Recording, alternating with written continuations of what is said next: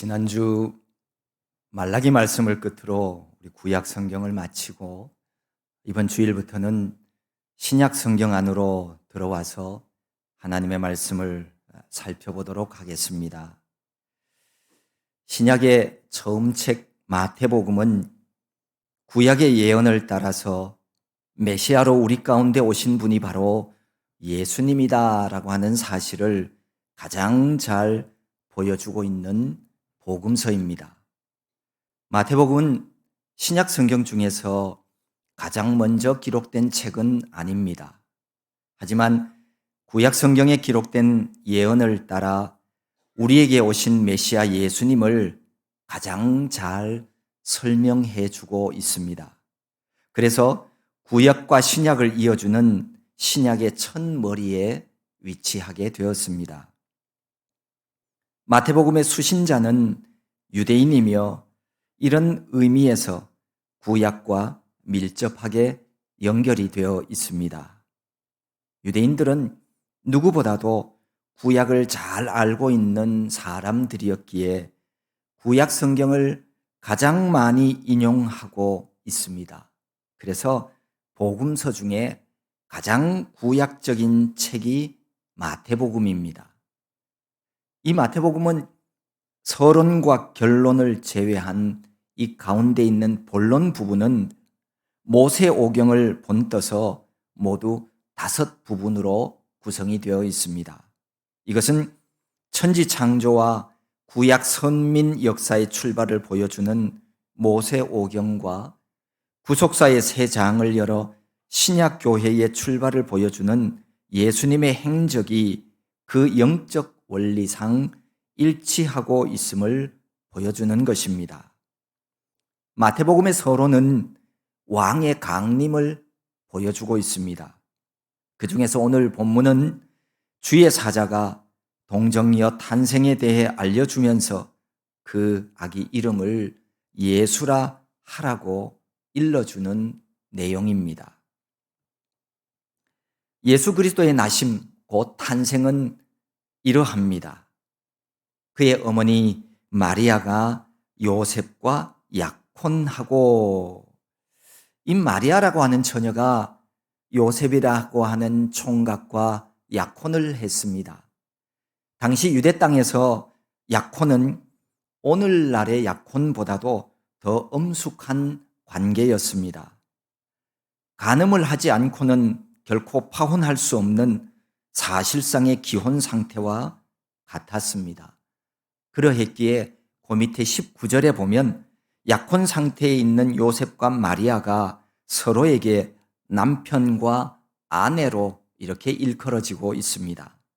보통 대략 1년 정도의 약혼 기간을 가지는데 그 기간에 남편이 사망하면 그 여자는 자동적으로 과부가 되었다고 합니다.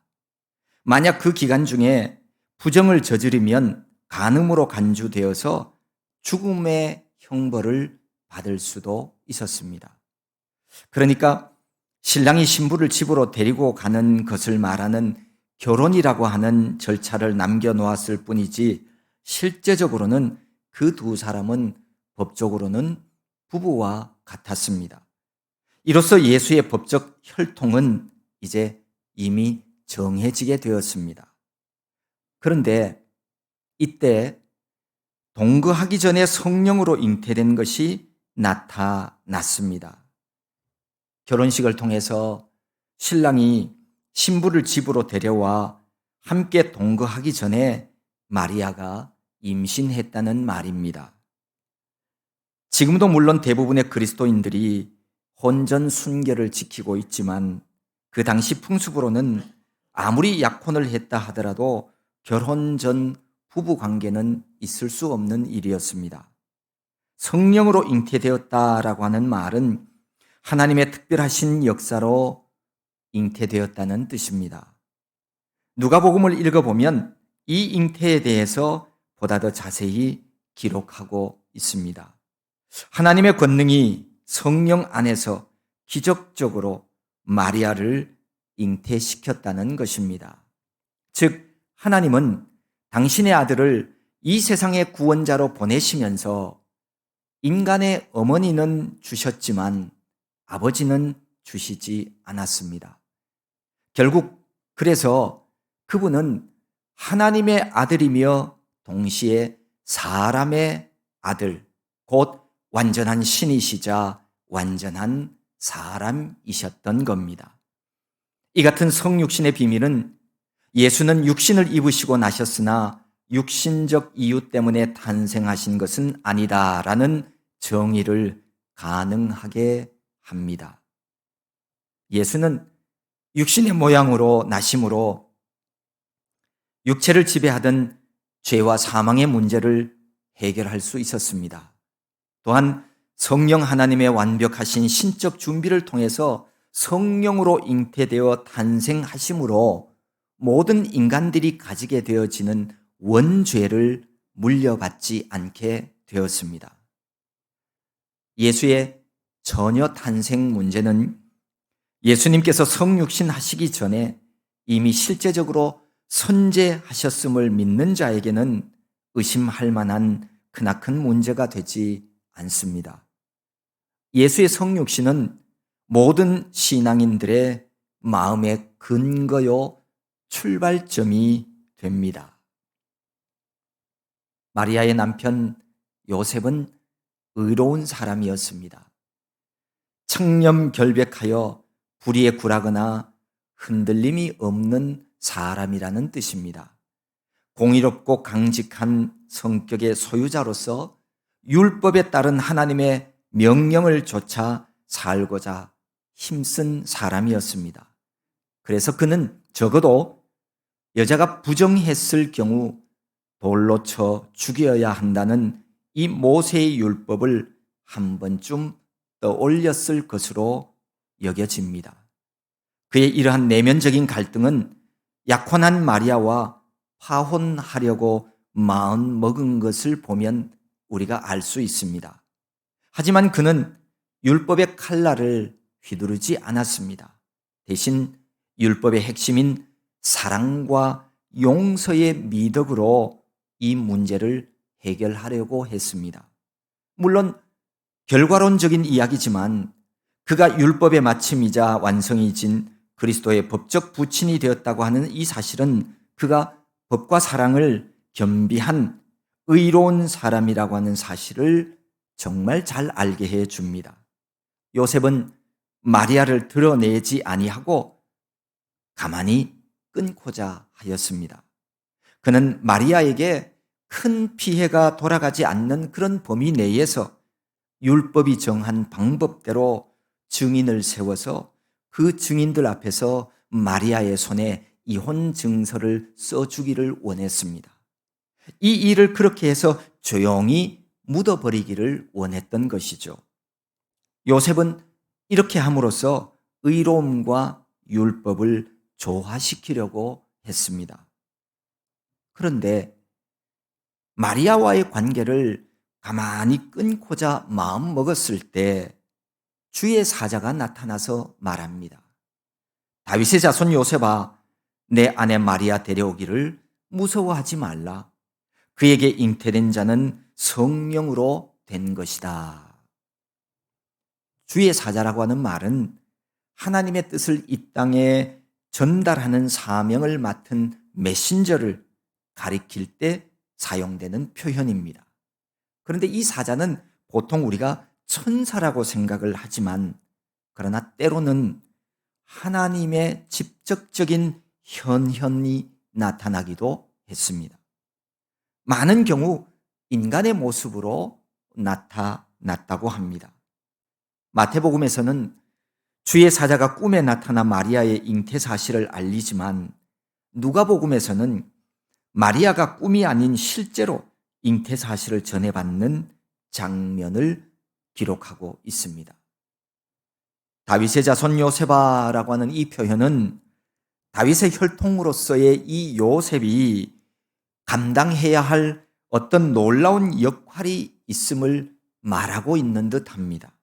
아마도 요셉은 자기 조상 다윗에게 말씀하신 바 메시아 탄생에 대한 약속이 바로 자신과 자신의 아내 마리아에게서 성취되리라고는 꿈에도 생각하지 못했을 겁니다. 주의 사자는 마리아 데려오기를 주저하거나 망설이지 말라고 했습니다. 이 말의 의미는 요셉에게 이미 시작이 되어진 이 혼인을 중단하지 말고 완성시킬 것을 지시하는 말입니다. 다시 말해서 약혼한 신부 마리아를 그의 집으로 데려오라는 겁니다. 그 일로 인해서 받게 되어질지도 모르는 책망이나 비난, 이런 거 개의치 말라는 당부이기도 합니다. 왜냐하면 마리아의 잉태는 음행으로 인한 것이 아니라 성령으로 말미암은 거룩한 잉태였기 때문입니다. 물론 주의 사자가 하는 말을 이 요셉이 무슨 뜻인지 완전히 이해했는지는 잘 모르겠습니다. 2000년 전 그 옛날 유대 땅이든 오늘날이든 평범한 신앙인이었던 요셉에게 성령으로 잉태되었다고 하는 말은 쉽게 이해되기는 어려울 수 있는 말입니다. 하지만 분명하게 성령으로 인한 잉태를 알려줌으로써 예수의 탄생 비밀을 이해하고 또 인간적인 고민과 갈등, 두려움과 의심에서 벗어나도록 하기 위함이었습니다. 주의 사자로부터 아들을 낳으리니 예수라 하라. 이 말을 들은 요셉은 두려움을 물리치고 오히려 인간이 가질 수 있는 최고의 영광에 동참하게 하신 하나님의 은혜에 감격했을 것입니다. 그는 여전히 사랑하는 여인 마리아와 함께 그의 남편으로서 살아갈 수 있게 되었기 때문입니다. 그뿐 아니라 마리아에게서 태어날 아들이 다름 아닌 기묘자요, 모사요, 전능하신 하나님이요, 영존하시는 아버지요, 평강의 왕이신 메시아이심을 알게 되었습니다. 동서고금을 막론하고 자녀에 대한 명명권은 아버지에게 있었습니다. 아들의 이름을 예수라 하라는 말씀은 하나님께서 아기의 이름을 직접 지시함으로써 친아버지의 권한을 하나님이 행사하고 계시는 장면입니다. 그리고는 예수의 법적 아버지 요셉을 그의 양아버지로 임명하고 계시는 그런 정황으로 볼 수 있습니다. 또한 마리아를 통해 태어날 아들 예수가 자기 백성을 그들의 죄에서 구원할 자라고 말씀하십니다. 여기서 자기 백성이란 예수 그리스도의 권위와 그 통치를 전적으로 인정하는 모든 메시아의 백성을 의미합니다. 하나님께서 구약에서 언약하신 종말론적인 구원을 베푸실 분으로서 예수가 왕적 권위를 가지고 이 땅에 오셨음을 나타내고 있습니다. 당시 유대인들은 메시아가 오시면 로마의 속박으로부터 이스라엘을 구원하여 주리라고 그렇게 생각했습니다. 로마의 멍에에서 백성들을 구원하실 것이라고 하는 정치적인 메시아관을 가지고 있었습니다. 그래서 유대인들은 메시아가 그의 백성들을 구원하기 위하여 자기 목숨을 많은 사람들의 대속물로 주려 할 것이라고는 역시 꿈에도 생각하지 못했어요. 그래서 많은 유대인들이 예수님을 믿지 않았습니다. 하지만 그리스도 예수는 당시의 로마 속박 가운데서가 아니라 그들의 죄 가운데서 죄로부터 구원하시기 위해서 이 땅에 오셨습니다. 죄, 하마르티아라고 하는 이 말은 화살이 관역에서 빗나갔다는 의미의 동사에서 유래한 말입니다. 하나님의 뜻에 인간의 의지와 행동이 빗나간 상태를 말합니다. 인간이 하나님의 뜻보다 지나치거나 모자랄 때 이 두 경우 모두 다 가리키는 말이 바로 죄라고 하는 용어입니다. 그러니까 하나님 말씀에 대한 순종이 아니라 하나님의 뜻에서 벗어난 인간의 모든 자의적인 해석과 적용 모두가 다 하나님 앞에서 죄가 되는 것입니다. 우리는 불순종하는 자가 아니라 순종하는 하나님의 자녀가 되어야만 합니다. 메시아로서 예수는 바로 인간의 이 같은 연약함을 적극적으로 치유하고 덮어주기 위해서 이 땅에 오셨음을 알게 해줍니다. 구약에서 구원이라고 하는 이 말은 육체의 위험이나 질병이나 죽음 등 이 모든 것으로부터의 구원을 사실은 다 포함하고 있습니다. 하지만 지금 여기에서의 구원은 보다 본질적인 구원, 즉 죄악으로부터의 완전한 구원을 의미하고 있습니다. 천사는 이어서 지금 이 일이 구약에서 예언하신 대로 임마누엘의 약속이 이루어지고 있다고 설명합니다. 그러면서 예수님의 또 하나의 이름이 임마누엘이라고 하는 사실을 알게 해줍니다. 구약 이사야 7장에 보면 하나님은 이사야 선지자를 통해서 이렇게 예언하셨습니다. 그러므로 주께서 친히 징조를 너희에게 주실 것이라. 보라, 처녀가 잉태하여 아들을 낳을 것이요 그의 이름을 임마누엘이라 하리라. 이 예언은 북이스라엘과 아람 연합군이 남유다를 침략해 올 때 그 사건을 배경으로 하고 있습니다. 이 상황 속에서 하나님을 의지하지 않고 강대국인 아수르에게 도움을 구하고 있는 남유다 왕 아스에게 선지자 이사야가 책망하면서 하나님께서 친히 그들에게 징조를 주실 것이라 예언하고 있는 장면입니다. 이사야 예언에 의하면 여기서 예언된 임마누엘은 결국 유다 땅을 소유하게 될 것이며 그의 모든 원수들의 계획을 좌절시키게 될 것이며 사망의 그늘진 땅에 거하는 자들에게 빛이 되기 위해서 이방의 갈릴리에 나타나실 것이라고 말씀합니다. 이 임마누엘은 한 아기요 한 아들로서 다윗처럼 나라를 굳게 세우고 영원토록 공평과 정의로 왕국을 보존하실 것임을 이사야서에서 밝히고 있습니다. 이 히브리어 임마누엘이라고 하는 이 말은 함께라고 하는 우리와라고 하는 뜻을 가진 마누, 하나님이라고 하는 뜻을 가진 이 단어들이 합쳐진 말이에요. 그러니까 임마누엘은 하나님이 우리와 함께 계시다라고 하는 뜻입니다. 이 예언으로부터 700여 년이 지난 뒤 이사야의 예언을 따라 우리 가운데 오신 예수님에게 바로 이 이름이 적용이 되었습니다. 하나님의 아들 그리스도가 메시아와 예수가 되실 뿐만 아니라 그분이 곧 죄악으로 인해 절망 가운데 있는 인류를 구원하시기 위해 친히 이 땅에 오신 하나님, 곧 하나님이 우리와 함께 계신 분이심을 강조하는 호칭입니다.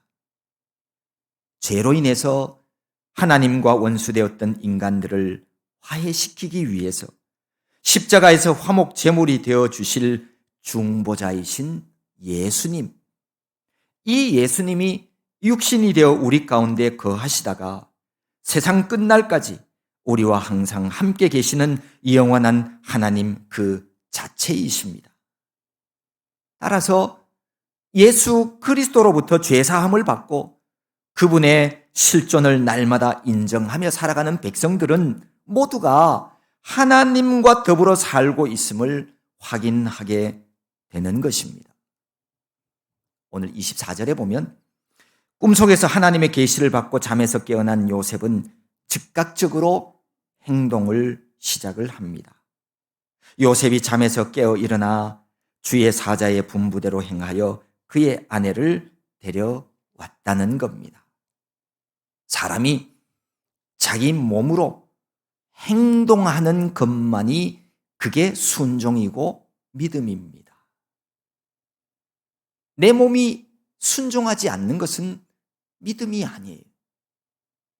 요셉이 의로운 사람이라 불리는 이유 중에 하나도 그가 순종할 줄 아는 행함이 있는 믿음을 가진 사람이었기에 그렇게 불리웠습니다. 요셉은 잠에서 깨어 일어나 주의 사자의 분부대로 행하여서 그의 아내 마리아를 데리고 왔습니다. 순종이 제사보다 낫다는 말씀처럼 우리 모두도 요셉처럼 하나님이 기뻐하시는 능동적으로 순종하는 믿음을 가진 사람들이 다 되어야 하겠습니다. 말씀을 듣고도 순종하지 않는 것은 구원 얻는 믿음과는 아무런 관계가 없습니다. 불순종은 타락한 본성을 따라 자기 만족을 위해 살다가 결국 심판받아 멸망하는 옛 사람들의 모습입니다. 우리는 결코 그러하지 말아야 하겠습니다. 한편 이 요셉은 마리아를 자기 집으로 인도해 드림으로써 이제 약혼 기간을 마감하고 공식적인 부부가 되었습니다. 이로써 예수는 실제로 요셉의 법적 아들이 된 것이죠. 그리고 요셉은 아들을 낳기까지 마리아와 동침하지 않았고 아들을 낳은 후에 그 이름을 주의 사자가 명한 대로 예수라고 불렀습니다. 창세기 말씀처럼 태초에 천지를 창조하신 분이 하나님이심을 믿는 사람들은 구약 성경에서 약속하신 메시아 곧 구원자가 예수 그리스도이심을 믿습니다. 하나님이 세상을 사랑하셔서 멸망하지 않고 구원 얻도록 하기 위해서 보내신 구원자, 그가 바로 예수 그리스도이십니다. 구약 성경 39권 내용을 전체를 통틀어서 한마디로 요약하면 오실 메시아에 대한 약속입니다. 하나님께서 구원자를 보내주시겠다고 약속하시는 바로 그런 내용이죠. 그래서 하나님은 그 구약의 약속대로 선지자를 통해서 약속하신 대로 메시아이신 예수님을 우리에게 보내주셨습니다. 얼마나 고맙고 얼마나 감사한 일인지 모릅니다. 예수 그리스도가 오심으로 말미암아 우리의 구원의 문이 열렸기 때문입니다. 예수님 이름인 예수, 임마누엘, 이 두 이름은 왜 예수님께서 이 땅에 오셨는지, 그분이 오셔서 무엇을 행하셨는지, 그분이 오심으로 그 결과가 무엇인지를 분명하게 알게 해주는 그런 이름들입니다. 여기 예수라고 하는 이름은 그분이 우리를 모든 죄악에서 구원하신다는 뜻입니다. 예수님은 우리 가운데 오셔서 십자가의 죽으심으로 하나님의 공의와 사랑을 다 이루시고 우리를 구원해 주셨습니다. 오직 예수님만이 우리 모두의 구원자이십니다. 사도행전 4장은 이렇게 말씀합니다. 다른 이로서는 구원을 받을 수 없나니 천하 사람 중에 구원을 받을 만한 다른 이름을 우리에게 주신 일이 없음이라. 예수님 외에는 우리 인간에게 구원을 받을 만한 다른 이름을 주신 일이 없다는 것. 우리는 이 사실을 분명하게 알고 오직 예수 그리스도만을 나의 구주로 고백하는 믿는 신앙인이 되어야 하겠습니다. 또 하나의 이름은 임마누엘인데 이 이름은 하나님이 우리와 함께 하신다는 뜻입니다. 하나님은 부활하신 예수 그리스도로 인해서 우리와 함께 하고 계심을 분명하게 믿는 성도가 되어야 하겠습니다. 여러분, 우리 성도는 혼자 이 땅의 삶을 살아가는 자들이 아닙니다. 내가 걸어가는 진리의 길, 좁은 길, 생명의 길에는 든든한 동행자가 있습니다. 그분은 우리의 연약함을 아시고 내 생각을 아시고 나의 앉고 일어섬을 다 아시면서 나를 도와주시는 전능하신 하나님이십니다. 우리의 방패요 산성이 되어주시는 참 좋으신 하나님이십니다. 이 땅 위 순례자의 길을 걸어가는 동안 우리가 어떤 환경과 어떤 상황을 만난다 할지라도 임마누엘의 하나님과 함께 하셔서 날마다 믿음의 선한 싸움에서 승리의 삶을 살아가는 그런 거룩한 백성으로 이 땅에 최후의 승리를 얻는 저와 여러분 모두가 될 수 있기를 소망합니다.